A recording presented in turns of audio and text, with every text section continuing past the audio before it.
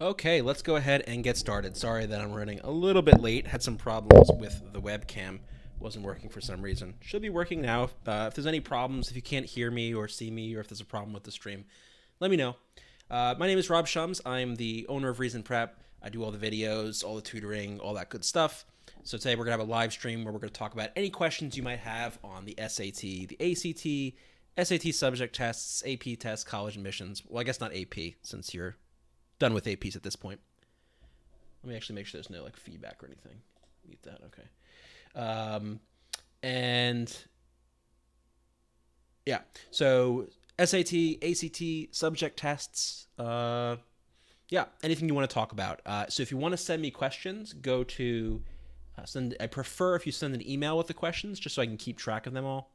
So send an email to ask@reasonprep.com.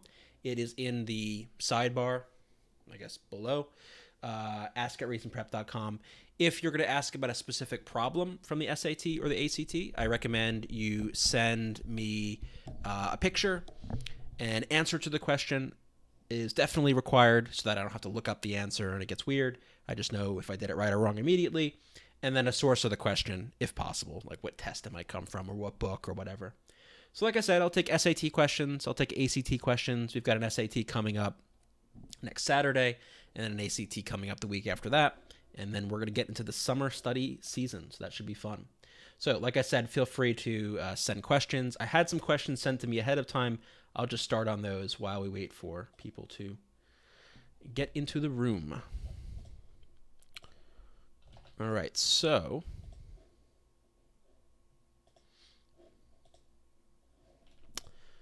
let's go ahead and start. We've got a question. This was sent to me. If I could get this to work. Oh, right. Okay.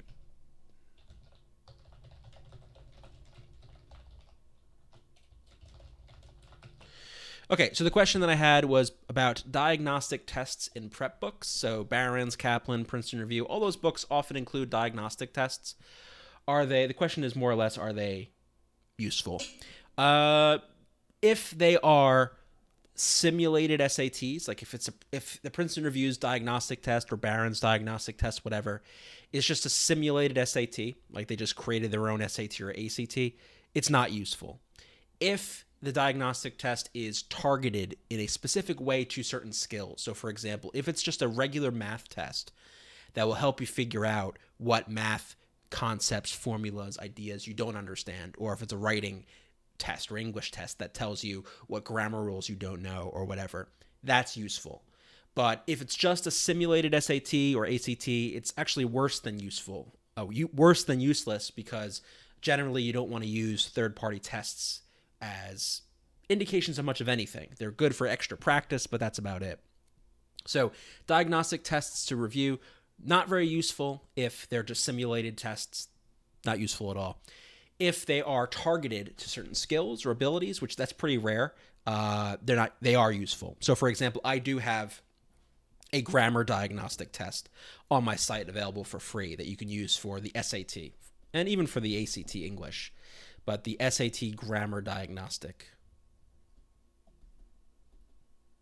on my site, reasonprep.com, that targets a specific skill, concept, basically grammar rules.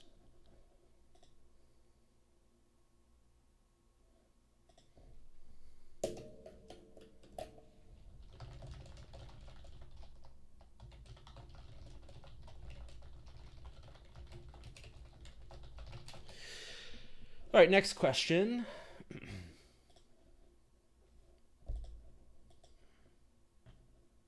So this is something that I've covered elsewhere. Actually, have a video coming out on this a little bit on math. Actually, it's coming out Tuesday. Very short little video, highlight from a previous stream related to SAT and ACT math, avoiding silly mistakes. Well, we can talk generally about silly mistakes for both tests. I'll give some general tips and ideas, and then, you can check out the video that comes out on Tuesday. So, how to avoid or improve on silly mistakes. So, first, to define a silly mistake. I think the first thing to think about when you're thinking about so-called silly mistakes Where a lot of students get into trouble when they're reviewing their work is they say, oh, I got this question wrong, but oh, that was a silly mistake. I probably wouldn't have done that on the real test. Or, oh, that's just a little error. I understand. I'll fix it next time. You want to be very careful not to dismiss mistakes that you might make as simply just silly, and therefore ones that presumably you wouldn't make next time, that it was just kind of a fluke one-off. Because a lot of times they actually might reveal some sort of hidden weakness or something that maybe you're not aware that you are unaware of, right? They may reveal something deeper about the way you're approaching questions or topics that requires further study. So I would say first determine if your mistakes are actually silly mistakes. Some of them may not be. They may reveal something more profound that you have to pay more attention to. That said, what about the truly silly mistakes involving math or reading where, yeah, you do misread something or you're just rushing, whatever it may be? There's a lot of aspects to improve on this. One is time management. A lot of silly mistakes come out of rushing, and rushing comes out of not being able to finish the section in time, which may come out of inefficiencies, lack of preparation. So everything that we talk about in terms of time management will help you to slow down, use your time more efficiently, and therefore make less mistakes based on rushing. It will also allow you to check your answers, and especially for any questions that you've circled. So any questions that you've circled, as you're working through the test, you can go back if you have the time and review them. A third thing to do is check your work as you do it. So this is something that's pretty useful in math. As you're working through the problem, don't just do it absent-mindedly. Don't just do it mindlessly. Do it with attention to each step that you're doing. This is somewhat intensive, both energy and time-wise, but if you're aware of what you're doing, you can pick up on little mistakes as you are as you're doing it. This next tip is pretty useful for writing and reading. Reread the question and the choices. A lot of times mistakes come from reading the question too quickly, overlooking something that's significant, reading the choices too quickly, overlooking a word that might change your interpretation of that choice, whether it's right or wrong. The choices, the question and the choices are absolutely critical to doing well on reading and writing. So make sure if you're stuck, if you're having problems, reread the question. Maybe you missed something. Reread the choices. Maybe you missed something. I would also say, like I just said before, on Tuesday, I'm going to have a more specific video about this topic for math. So I would add that in as well. So these are some general ideas. I'm probably going to make a whole video about avoiding silly mistakes and the theory behind it at another time, involving kind of the difference between intuition on the one hand and mindfulness on the other when you're approaching questions, the pros and cons of each. But I'll leave it at that because this is probably all we want to get into for now.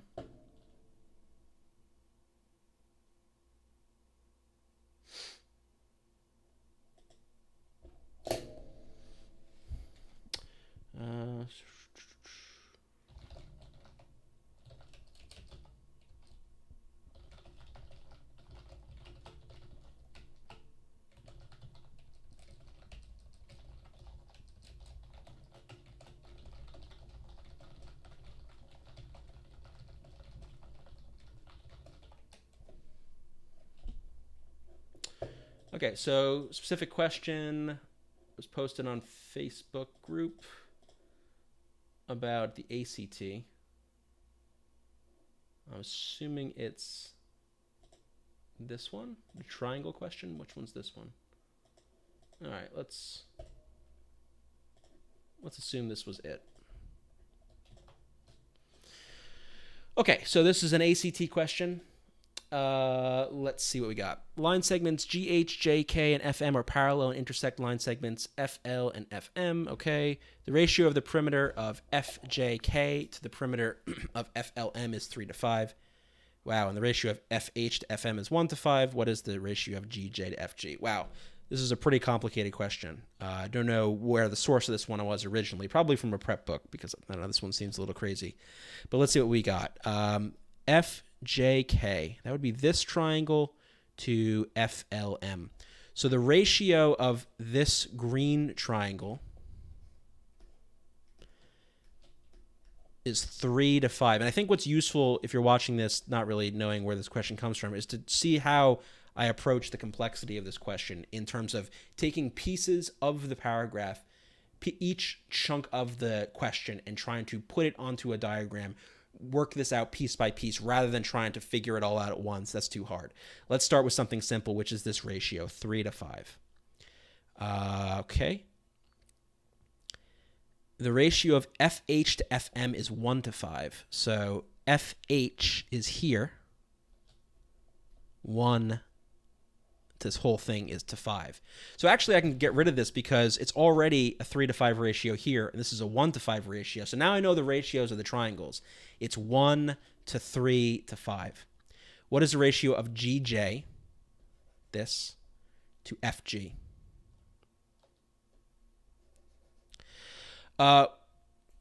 This is a weird way to put this choices. Anyway, so I want the ratio of GJ, this, to this.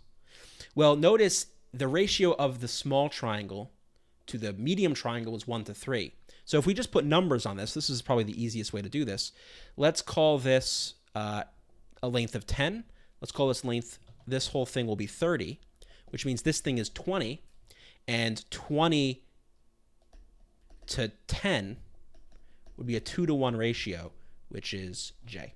So that would be the way I would do it. Plug in some numbers, find what ratio is to what, and see what lines up, and you'll get 2 to 1. So I hope that made some kind of sense.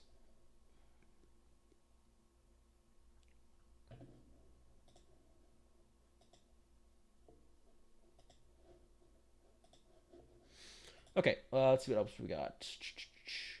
Can college... Okay, let's...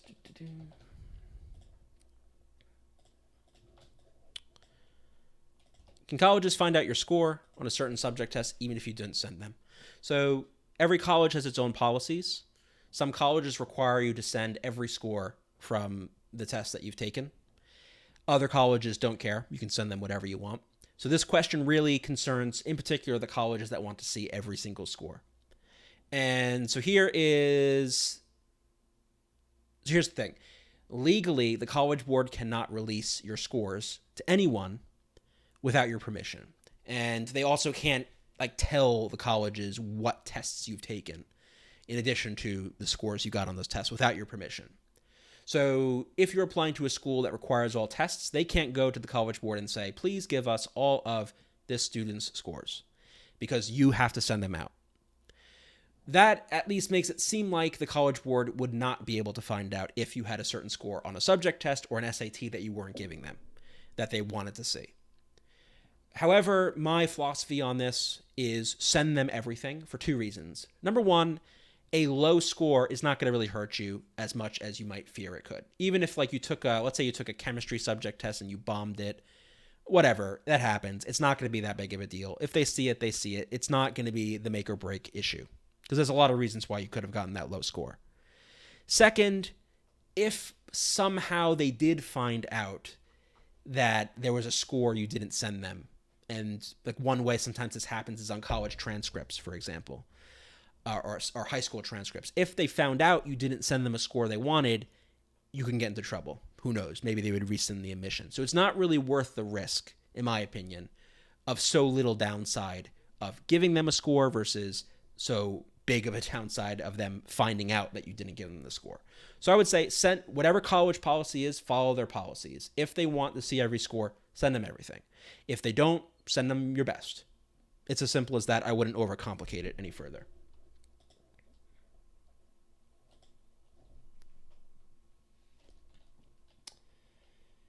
Okay, we had a question about reading.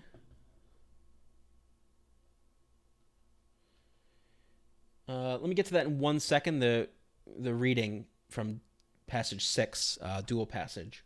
We'll get to that in a second. I want to answer this quick question. Should we take SAT subject tests if we take the SAT or the ACT? And again, it depends on college policies. Some colleges, if you take the ACT, won't require any subject tests or will only recommend them, or basically won't ask for them. Other colleges will. So you have to look at the college policy. A lot of times, though, yes, if you take the ACT, because it has a science section, that can get you out of taking certain subject tests. So check with the college, but it is generally the case that yes, that would work. Okay. So let's get to the passage 6, or passage from test 6. I'm not going to go through the whole thing, and if you haven't done this passage yet, you may not want to watch this, or you may just want to space out. This is the infamous Lincoln passage, and let's see, we had, I think the questions were 33, 34, or 38, 39. So what I'm going to do here is, let's do 33 to 34. And so what I'll do is I'll show you my process for working through these questions. I hope you can see that. If that's too small, let me know. But fitting it all on the screen sometimes is a little hard.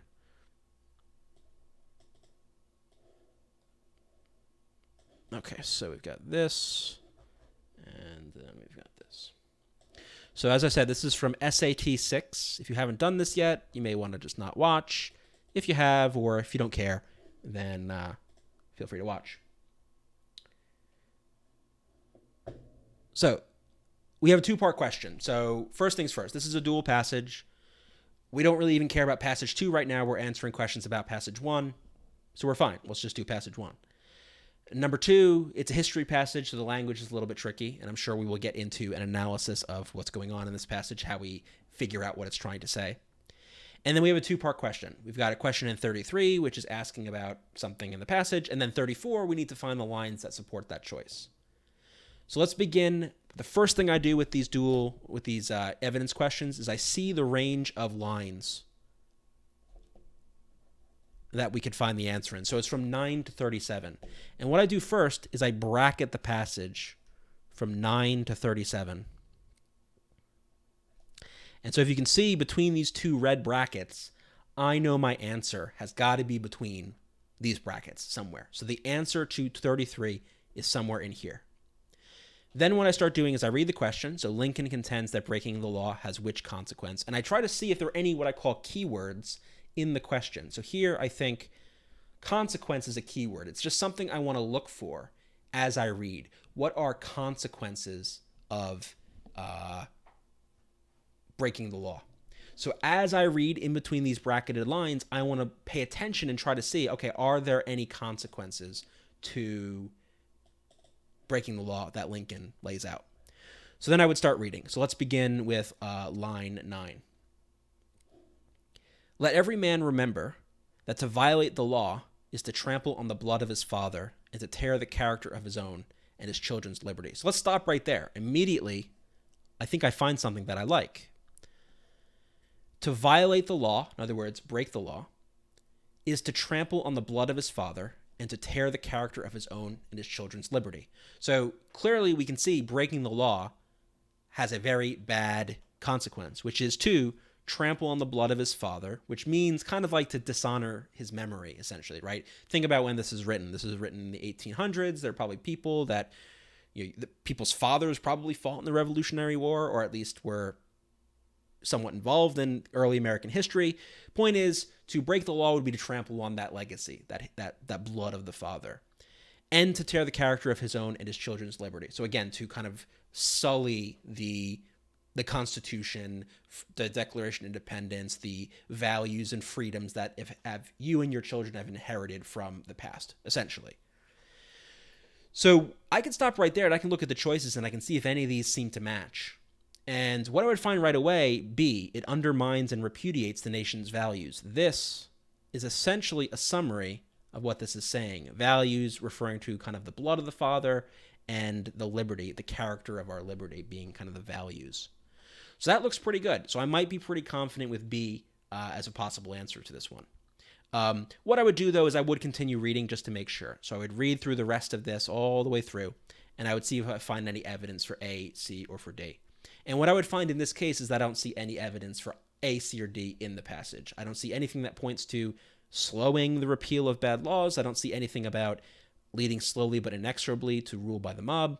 And I don't see anything about divisions between social groups. And you know what? Let's just read this and I'll kind of analyze this as we go, and you'll see that none of these choices match. So let's pick up where we left off. Let reverence for the laws be breathed by every American mother to the lisping babe that prattles on her lap. Let it be taught in schools, in seminaries, and in colleges. Let it be written in primers, spelling books, and in almanacs. Let it be preached from the pulpit, proclaimed in legislative halls, and enforced in courts of justice. So Pierre basically saying we should all revere laws at every level and every part of society. Everything from a child being raised to education to law to legislative areas, wherever. And in short, let it become the political religion of the nation, and let the old and the young, the rich and the poor, the grave and the gay, of all sexes and tongues, and colors and conditions, sacrifice unceasingly upon its altars. Again, we should revere the law. Notice, importantly, thinking back to our question, none of this has anything to do with the consequence of breaking the law. Don't read too far into this to say, oh, okay, I don't know, maybe I can interpret this to mean A, C, or D. Don't go that far. Does it say anything about consequences? No. So this doesn't help. Let's read this part. When I so pressingly urge a strict observance of all the laws, let me not be understood as saying there are no bad laws, nor that grievances may not arise for the redress of which no legal provisions have been made. I mean to say no such thing. So he's not saying that there's no such thing as a bad law. But I do mean to say that although bad laws, if they exist, should be repealed as soon as possible, still while they continue in force, for the sake of example, they should be religiously observed. So also in unprovided cases. If such arise, let proper legal provisions be made for them without the least possible delay. But till then, let them, if not too intolerable, be borne with. There is no grievance that is the fit object of redress by mob law. So notice, again, there's nothing here, importantly, about consequences of breaking law. We only see that here. Right? Violating the law leads to this. And so we're going to put B for 33. And here's the key with the follow-up. We know exactly the answer to the next one. It's A. These are the lines, 9 to 12, that we use to answer 33. And so we're done. So the key with these two-part questions is do the part 1 first, and then it basically makes the part 2 easy. I don't recommend, for reasons I go into elsewhere, like in the reading course, I don't recommend starting here and working backwards. I don't recommend that for various reasons. It's okay as a backup method, but not good as a primary method. Let me just check. All right. So that's just a quick run through of the kinds of things we would do for a reading question like this. I can't go through a complete reading passage. Maybe one day I was thinking what I might do in a future live stream is kind of give out something that we're going to work through together before the live stream, and that we can then work through it. There'll be like a little bit of lecture at the beginning of the live stream, and then I'll answer questions at the end. Let me know what you think about that, if that seems like a good idea, if that seems useful, so that we can do a bit more lecture rather than just Q&A, because it's hard to, we can spend more time talking about this, but that's a long time if people aren't prepared and ready to know that, okay, we're going to talk about reading today. So we'll leave it at that, but we'll go from there.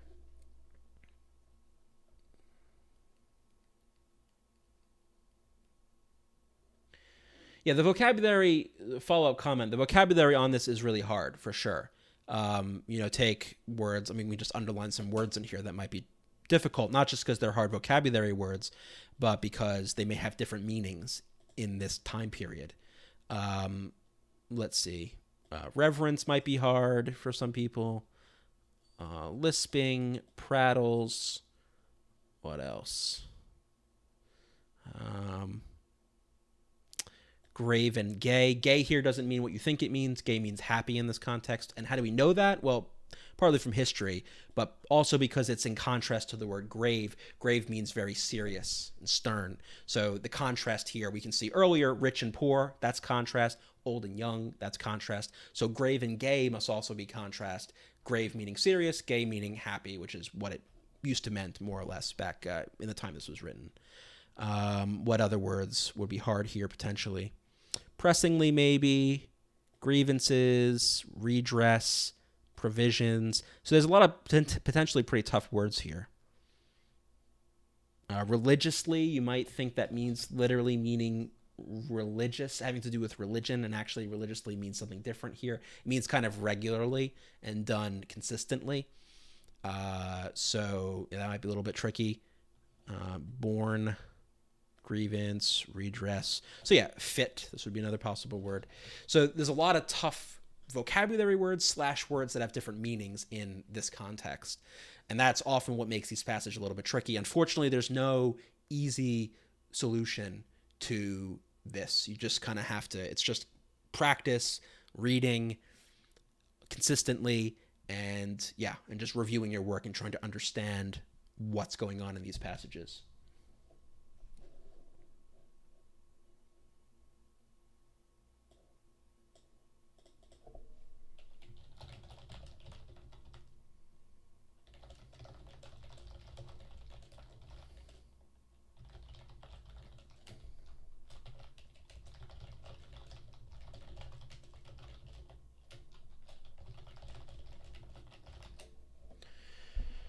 Okay.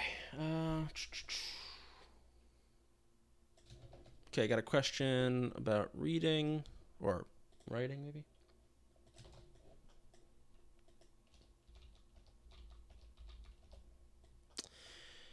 Hi, your raters are so helpful. Thank you. Will you continue to cover the writing section in the test during this video? I'm in the 1350 range and have trouble in transition words in the writing section. So if you have a specific question that you wanted to go over from a previous test, we can take a look at it. In previous live streams, I think I talked about transition words and such. But let me just go through that briefly now. So these are those questions. We're not going to actually do this. I just want to show you an example so people know what kind of question we're talking. This also applies to the ACT. They have similar kinds of questions. So we're talking about questions like these, where it's like, which one of these words starts the sentence properly?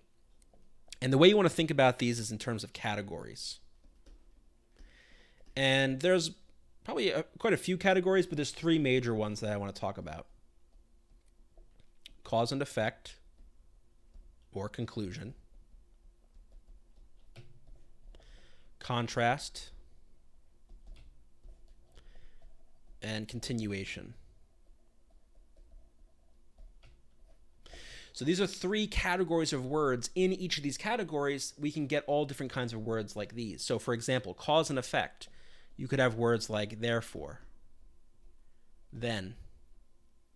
No, that would be more continuation. Therefore, thus, in conclusion, as a result. All of these show either this thing that's happening is an effect of some previous causes, or it's a conclusion that you draw based on previous statements, premises, things like that. So in this case, I don't think we have any. We don't. This one in the original was for example. But you would use these if you think the sentence you're looking at is an effect of a previous sentence or a concluding word of some kind, can conclude something. Contrast, these include words like however, nevertheless, despite, although, on the other hand. So these words show contrast. They show a shift in the direction of the movement of the paragraph from one sort of argument or examples or statements to a different kind, often an opposite kind. So when you see that shift in the passage of contrast, one thing to a different thing, you're going to want to use one of these words. Continuation includes words like in addition, then, subsequently, for example, for instance. All of these words show, similarly would be another one. Similarly. They all show you're building on a previous idea. So you're not concluding, you're not showing a cause and effect, you're not showing contrast, but you're building on some previous ideas presented earlier in the paragraph. So one other tip I can give about these kinds of questions is if you find two or more choices from the same category in your question, probably means it's not going to be the right answer. Or at least it'd be something you want to be skeptical of. So for example, since I have, for example, similarly and subsequently in the same question, there's a good chance that all three of those are wrong. Now, I don't know if that actually, let's see if that turned out to be the case here.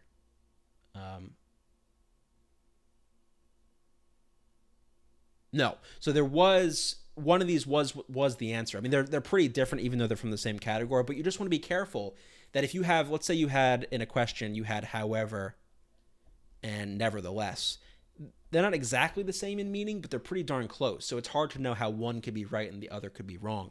So what you'd want to do is just be very careful before you picked however. You better have a good reason why nevertheless wouldn't work, or vice versa. Most likely they would both be wrong. It just depends on the question. So just keep that in mind. Think in terms of these categories. You have to read the entire paragraph. You can't just read the sentence that it's in. You got to get the whole context. And yeah, I've got a lot more about this in my writing course. So for the SAT, I've got a free SAT writing course. And for the ACT, I've got the free ACT English Bootcamp. I cover all of this stuff in a lot more detail. So I recommend checking that out.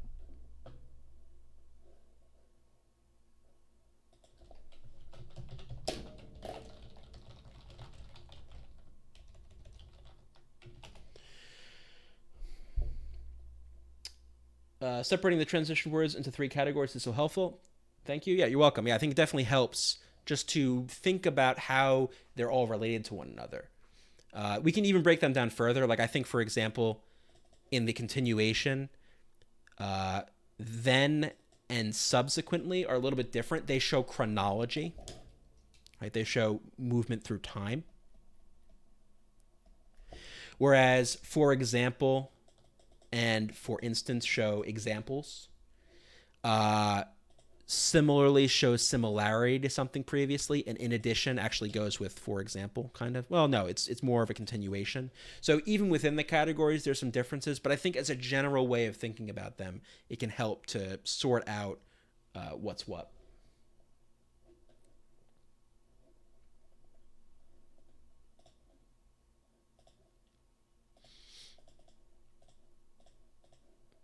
Okay. So this question's a little bit broad, but I'm going to give really an answer to the last part of it, because it's just, my entire ACT reading course basically talks about how to. So the ACT reading bootcamp that I have on my website basically goes into more detail. So it's not a question I can answer really quickly because it's so broad. Whole books and courses are about this, but what I will answer is this.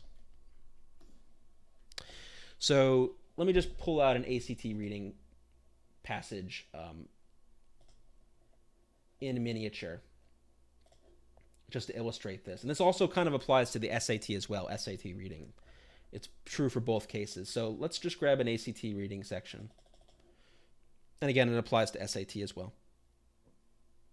So I'm going to make it really small because we're not actually going to read it. I just want to get a bird's eye view of this. So here's a passage. Some strategies, some approaches recommend that you read the passage through, and as you read, you do what's called annotation.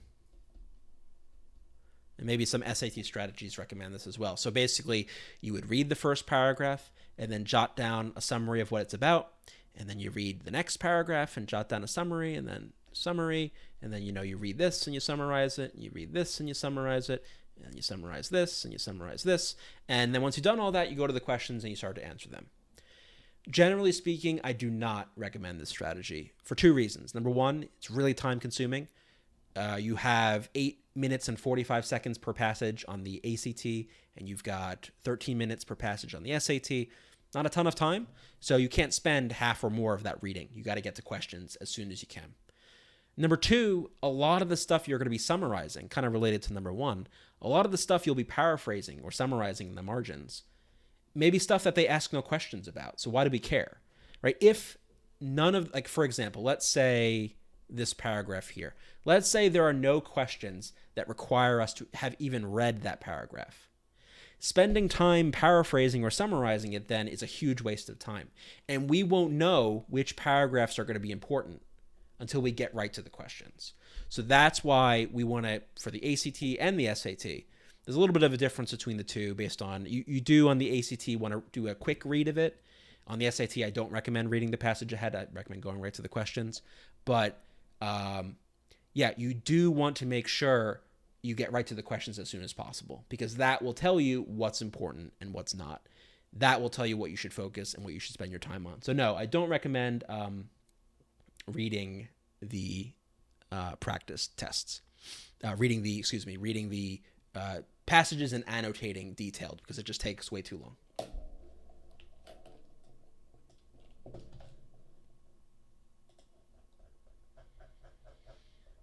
All right, next question is about ACT tests, and I'll broaden this out to SAT as well. So where can I get a hold of more ACT questions when I finished all available practice tests? You said you finished the test from the 2015 to 2017. I guess you meant the book. Either way, the website that a lot of people use is crackact. I think it's .com. Let me just check. Yeah, crackact.com. They've got a lot of practice ACTs that had been released by the ACT test makers as TIRs, test information releases, after the April, June, and December sittings. So yeah, you can use those, and there's plenty of tests there. For the SAT, it's a little bit trickier because there's 8 full SATs released, and that's it. And I actually have a whole video about this on YouTube. Let me pull it up and then I'll show it to you.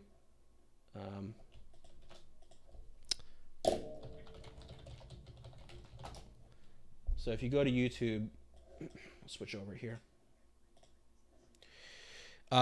This video talks about what to do when you run out of tests for the SAT, because it's a little bit more complicated because there's not much tests. So just go to YouTube, just Google run out of tests or ran out of tests SAT. You'll find this video. It's part of the Just Pick C series. By the way, this entire recording will be available, as always, on YouTube after. Tomorrow, I'll probably cut it up into highlights, and then, yeah, it should all be available later.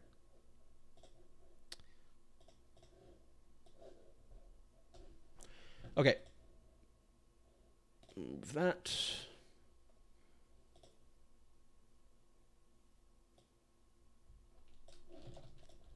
Question about SAT subject tests.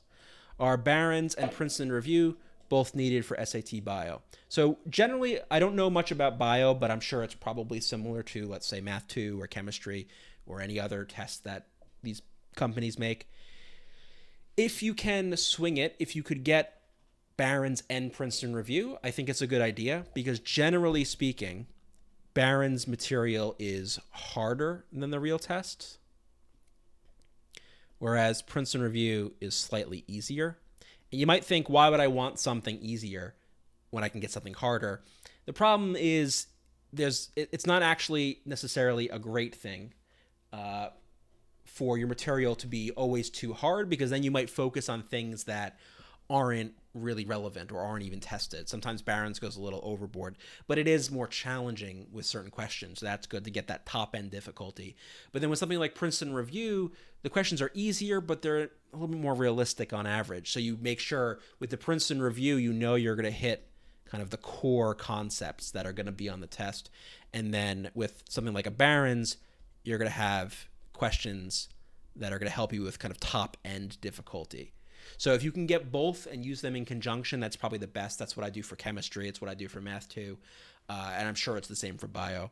If you can only afford one, then I would go with Barron's, because then you're going to get something relatively comprehensive, and it's going to, top end difficulty is better than just being a little bit too easy. So if you can only afford one, go with Barron's. But if you can get both, I would recommend using both Barron's and Princeton Review.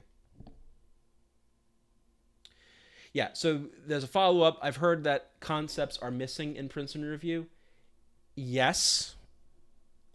I think the core ones are there. There's going to be some edge case material that's not there. So this is true. But you kind of have the opposite problem in like a Barron's. In Barron's, you have concepts in the book that aren't on the test. And in many ways, that's just as bad, because you're spending time, energy, stress, worrying about stuff that's not on the test. That's kind of bad as well.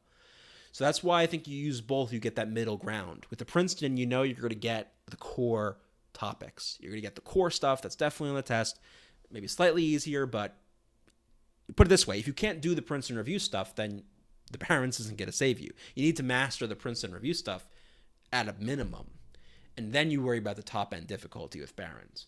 That's what I would say. Try to split the difference between them. That would be my recommendation.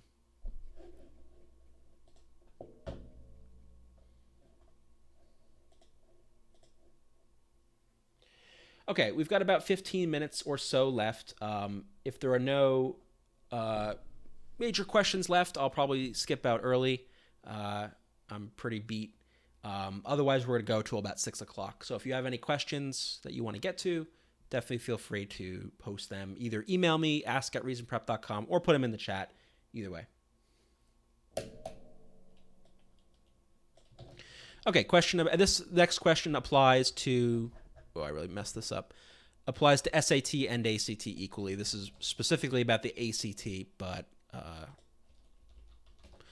it's really about any test you want to get a perfect score on. Does getting a 36 require luck, or is the test that predictable that you can pull off a top-end score every time? So, even the best test takers, even tutors, won't get a 36 every time because we're human and we make mistakes, number one.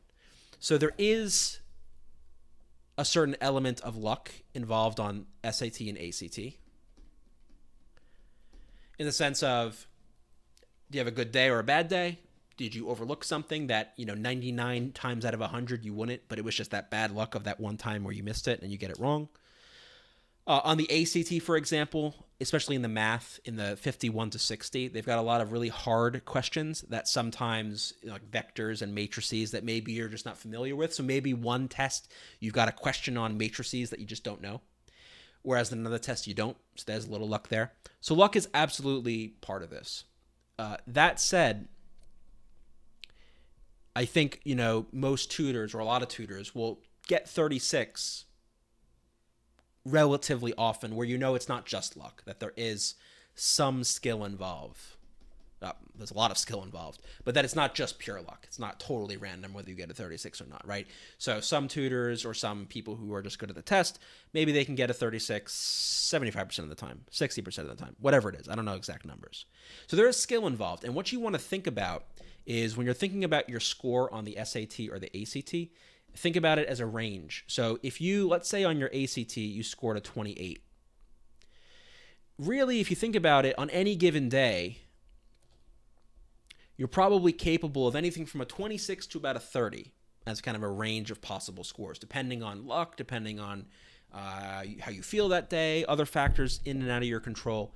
Really, your score is a range, and that's actually why the SAT and the ACT often report your score as a range, because you should think about it like that. And that's where the variance comes in. So on some days, maybe you'll get a 30. Some days you'll get a 28. Some days you'll get a 26. It just depends.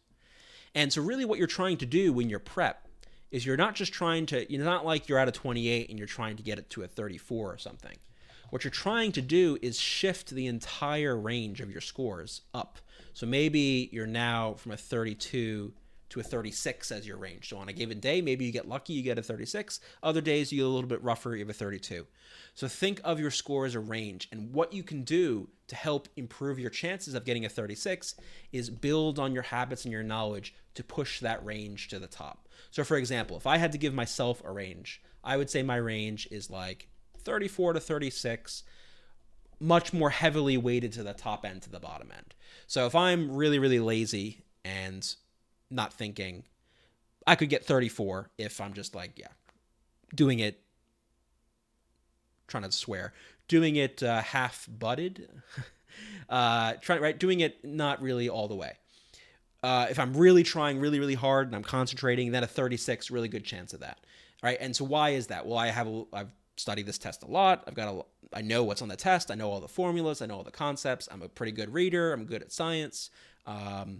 I know strategies. I know my own weaknesses and things I need to pay attention to. So it's from experience. And so that's what, I can't guarantee myself, for example, a 36 every time. We're all human beings. Everyone makes mistakes. But I can certainly guarantee that I'm going to have a really good chance of it at every time. So think of it as chance. Think of it as building skills and habits that can push that score range up. And this also applies to the SAT. And so there's always natural variance. You want to look at how your score as an average is changing over time.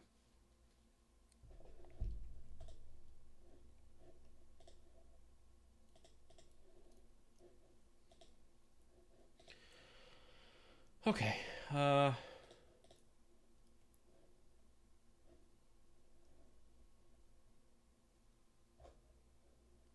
All right, so about 10 minutes left. Let me know if there's any other questions. If I don't get any more questions, I'll probably wrap up early. Like I said, this will be up on YouTube right after the session, and I'm going to cut it up into highlights probably tomorrow, hopefully. So as you might expect, the week or two before the SAT and ACT are really busy. So that's why I haven't been doing many live streams lately, and just been crazy busy. But I will try to get the highlights up on YouTube later. Certainly the stream recording is going to be up right after, but the sliced and diced highlights, cutting out the silences and the boring parts and the stupid, when I say stupid things, basically cut all that out. And so that highlights will probably be up tomorrow. So if you want to check that out later. All right, yeah, so I'll give another minute. If anyone has any other questions, feel free to post either in chat or send an email, ask@reasonprep.com.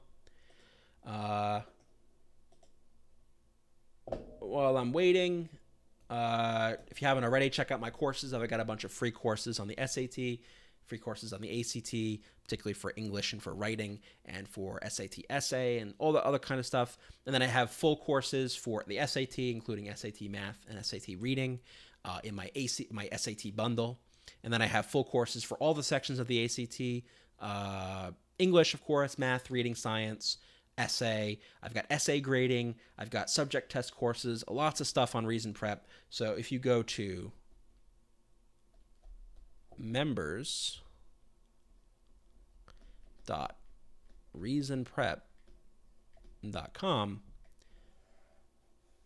you can find, let me type that because my handwriting, as you haven't probably already noticed, my handwriting is brutal. And the tablet I'm using doesn't exactly make it better because the resolution isn't great. But yeah, members.reasonprep.com, you can learn about my courses there.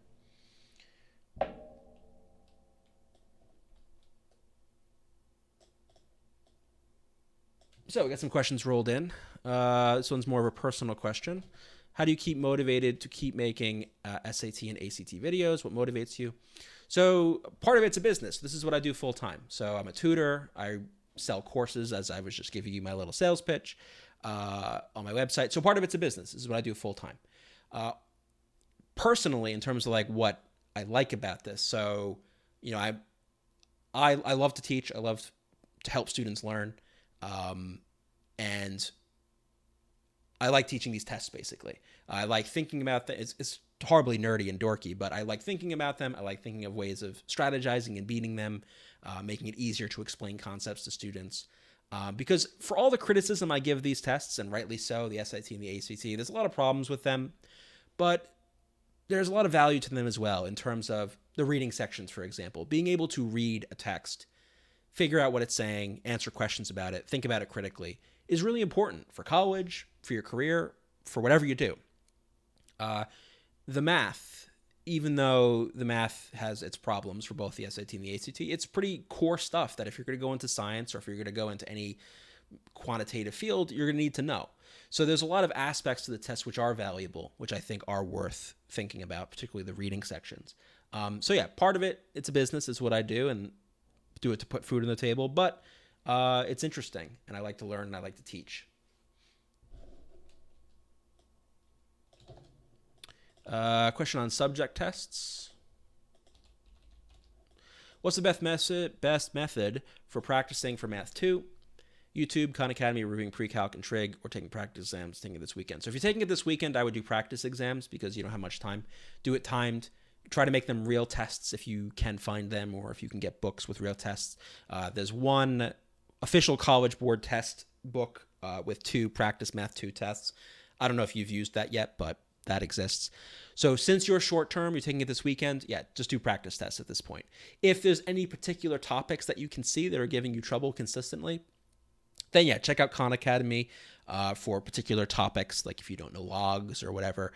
I have a Math 2 course, which you might want to check out. Go to my website, look up members.reasonprep.com, what I was saying before. I've got a course on Math 2. It's a kind of a review course, so that might help. But yeah, I would say otherwise, though, do practice tests. That's the most important thing.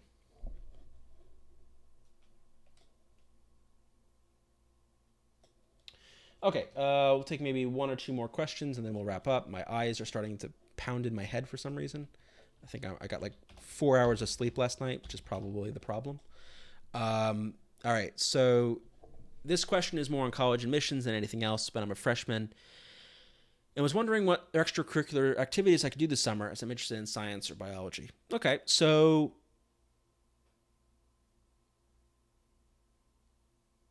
the main thing is you want activity. Okay. So people have really stepped in this. I won't go into details more about this, about that, but extracurriculars. So I'll just put it this way. You want to do stuff that you would do whether or not you were applying for college. Like, that's the ideal. The ideal is to do something that you would do intrinsically because you're interested in it, because you find it valuable, because you want to give back, whatever it may be. That's the ideal. So if there is stuff involved in science, so I don't know what it would be, science camps, science summer courses, science internships, working for a company or something, volunteering or something related to science, science fairs, science museums. I don't know. There's probably tons of stuff out there. But if there's stuff that you would do, regardless of whether you're going to college, that's what I would do.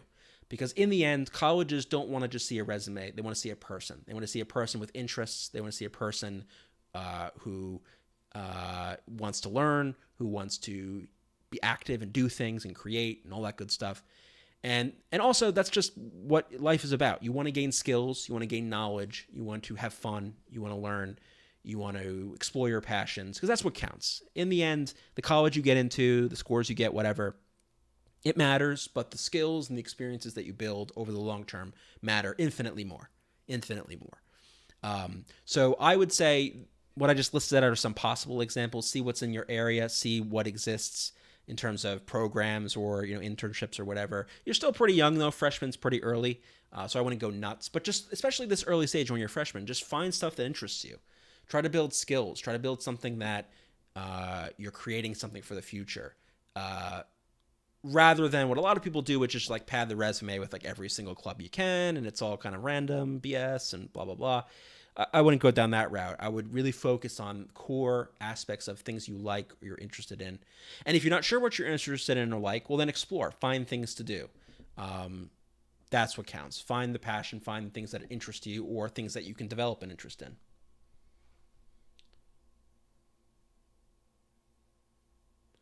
A general question is variety. Ow. Last question, and then we'll wrap up.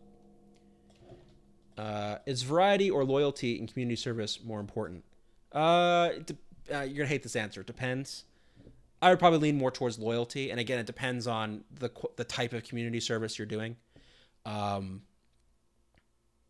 example, like if you set up on your own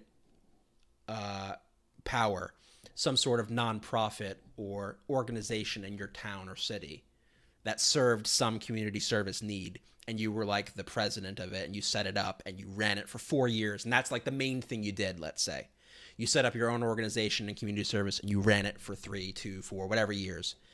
That would be much better, I think most people would agree, than doing like 4 or 5 different random community service clubs kind of superficially during that same time period. So when you look at the extremes, it seems like loyalty would be preferred, right? Sticking with one thing and really developing it as a core part of your story and as your character and your personality and all that kind of stuff. That being said, it gets more complicated, because I'm not saying you should go out there and start a club or organization. That's perhaps unrealistic for most people. I'm not saying you have to do that. But yeah, if you can find an organization that you can get involved in on a deeper level, not just superficially, right? Take on leadership responsibilities, take on more organizing responsibilities, whatever it might be. That will be more valuable, I think, objectively than, doing like 5 or 6 different random things on a kind of superficial level. So I would say lean towards loyalty, lean towards really getting depth on something. Because again, that's what matters. They're looking for people with experiences and skills and interests and passions and whatever, not people who pack a resume just to pack a resume. And again, if you've already done that, it's not like you're going to get in trouble if you've done a lot of the resume packing thing. This is more just it's more my personal philosophy and opinion on things, just thinking long term. So it's totally okay if you've just done a bunch of clubs and stuff. You're not going to be in trouble. It's just if it's possible for you to develop some core pillars of your application, that's going to be really valuable for you as well. All right, so that's it for now. We're going to have another session probably sometime next week, hopefully before the SAT. I got to look at my schedule. So be on the lookout for that. I make announcements on YouTube. I make announcements in the Facebook group and on my email list if you're part of my list. And so yeah, check into that. You also check out my website. And yeah, good to talk to all of you. Thanks for the questions. Thanks for watching. And I will see you all next session. All right, see you later.